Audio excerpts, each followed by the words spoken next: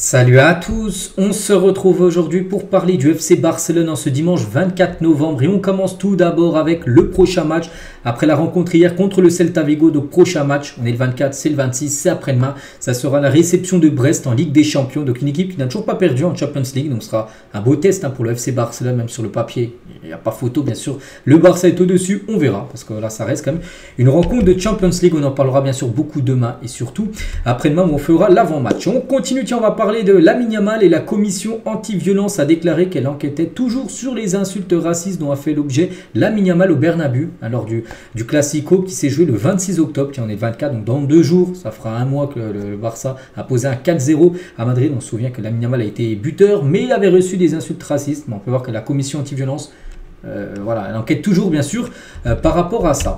Et toujours tiens, avec Lamine, on apprend aussi aujourd'hui que le PSG a bien proposé 200 millions d'euros pour Lamine Yamal l'été dernier, donc l'été 2024. C'est le conseiller de Juan Laporta qui a confirmé chez l'émission El Chiringuito TV avoir reçu une offre de ce montant venant de France. Donc voilà, on pense en France, il n'y a pas 15 000 clubs qui auraient pu poser 200 millions d'euros sur Lamine Yamal. Il s'agit bien sûr du Paris Saint-Germain. Donc ça a été bien sûr refusé par le FC Barcelone. Et toujours avec le conseiller de Juan Laporta, donc David Escudé, par rapport au retour du Barça au Spotify Camp Nou, il a dit la ville et le club sont alignés sur leur calendrier. Le Barça nous a dit qu'il prévoyait de retourner au Camp Nou en février. Donc voilà, il n'y aura pas de retour, on va dire, avant, parce qu'initialement, voilà, Laporta avait dit qu'il aimerait revenir avant le fin d'année. Non, voilà, ça sera en février, le retour du club, bien sûr, du côté du Camp Nou. Le meilleur match que vous ayez regardé en tant que fan, Pedri l'a dit, la remontada contre Paris, c'est en 2017, cette victoire 6-1 bien sûr qui reste encore, je pense, beaucoup gravé dans les mémoires. Et le meilleur match auquel tu as joué, le 4-0, tiens, il y a à peu près un mois, contre le Real Madrid. Des nouvelles aussi, tiens, de Laporta, le président Juan Laporta avec l'association des supporters de Barcelone en Azerbaïdjan, parce qu'il y a beaucoup de fans du Barça tout à travers le monde et il y a des fans en Azerbaïdjan. Il est avec l'association des supporters du côté de ce pays.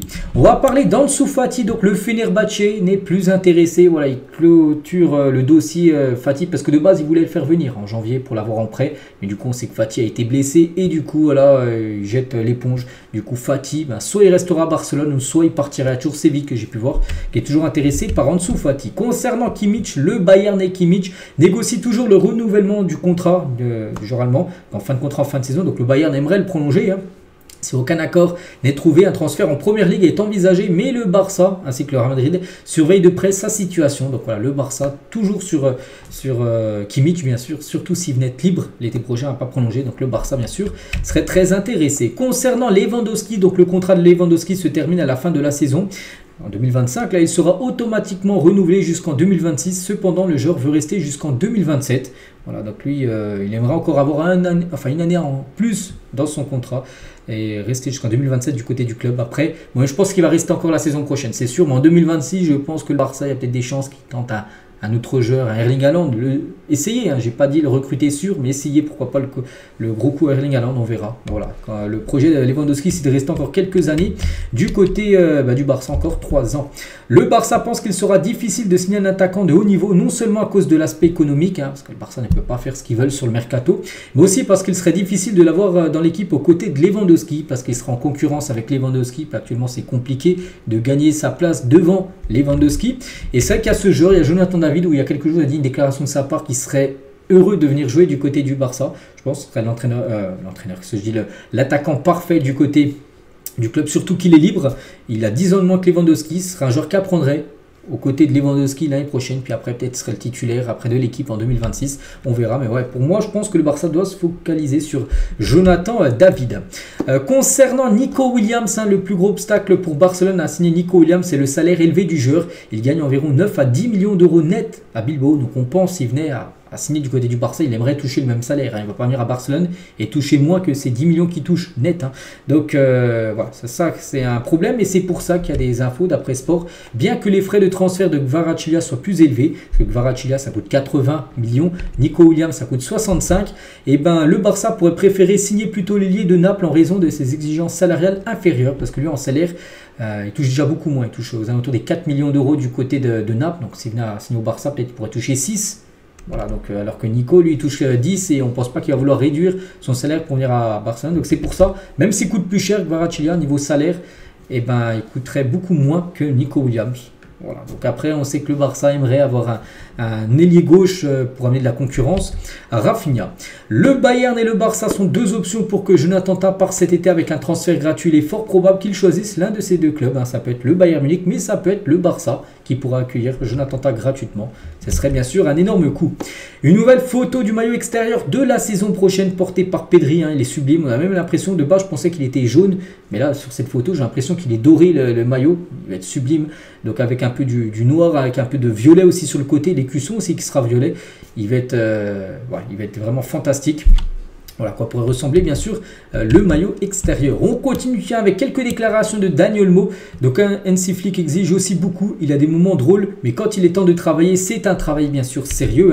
Avec Pedri, je me comprends parfaitement et je savais que j'aurais beaucoup d'occasions de but à chaque match. Bien sûr, les deux, ça fonctionne très bien, que ce soit en Espagne et maintenant du côté du club Blaugrana. On a pu voir à l'Euro à quel point nous nous entendions bien avec Lamine Yamal. Je sais à quel point c'est un joueur de qualité et à quel point il nous aide. J'espère qu'il continuera comme ça. On espère bien sûr pour Lamine Yamal. Toujours avec Daniel Mo, donc la Déco m'a donné une confiance que personne ne m'avait donnée auparavant. Barcelone a été la meilleure équipe pour moi et je ne me suis pas trompé. Je suis très heureux parce qu'oubliez pas que c'est... Je me souviens Déco, j'en parlais quand le Barça était sur Daniel Mo. Déco est parti du côté de l'Allemagne, côté de Leipzig, pour négocier avec le clan Daniel Mo. Et voilà, en gros, c'est Déco qui a fait le premier pas. Et en gros, il ne regrette pas du tout, bien sûr, Daniel Mo. Il dit qu'il ne s'est pas trompé, il a pris le bon choix d'avoir signé du côté du FC Barcelone. Je savais que cette équipe du Barça était une équipe construite pour gagner, que nous allions nous battre pour tout. Et ça se voit, l'objectif est bien sûr d'atteindre le sommet. Je pense que l'objectif numéro 1, quand même, reste cette saison, remporter le championnat.